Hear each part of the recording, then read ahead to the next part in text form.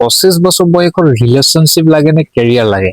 এফালে কেৰিয়াৰ বনোৱাৰ প্ৰেছাৰ, নিজৰ ভৱিষ্যত সিকিউৰ কৰাৰ চিন্তা, আনফালে এজন মানুহ যাৰ লগত কথা বতৰা পাতিলে মনটো অলপ শান্ত হয়। তেন্তে ৰিলেশনশ্বিপ এৰি আপুনি কেৰিয়াৰ বাচিব নেকি? কাৰণ এটা ৰিলেশনশ্বিপ আপোনাৰ কেৰিয়াৰৰ এনিমি নহয়। যিজনে আপোনাক সঁচাকৈ ভাল পায় তেওঁ আপোনাক কেতিয়াও আপোনাৰ নিজৰ সপোনটো এৰিবলৈ বা ত্যাগ দিবলৈ নকয়। বৰঞ্চ আপোনাৰ গ্ৰোথ, আপোনাৰ ষ্ট্ৰাগল, আপোনাৰ ফিউচাৰ এই সকলোবোৰ বুজিবলৈ তেওঁ চেষ্টা কৰিব। কিন্তু এটা কথা সদায় মনত ৰাখিব, ৰিলেশনশ্বিপৰ নামত যদি আপুনি নিজৰ কেৰিয়াৰ, নিজৰ লক্ষ্য আৰু নিজৰ সেলফ গ্ৰোথ পাহৰি যায় তেন্তে সেইটো কেতিয়াও লাভ নহয়, সেইটো কেতিয়াও প্ৰেম হ'ব নোৱাৰে, সেইটো হ'ব ডিপেন্ডেন্সি। আৰু কেৰিয়াৰৰ নামত সকলো ৰিলেশনশ্বিপক ইগনোৰ কৰিলে নহ'ব, কাৰণ প্ৰেমৰ বাহিৰে এই পৃথিৱীখন কেতিয়াও সম্পূৰ্ণ নহয়। ঠিক সেইদৰে এজন মানুহৰ জীৱনো প্ৰেমৰ অবিহনে কেতিয়াও সম্পূৰ্ণ হৈ নুঠিব।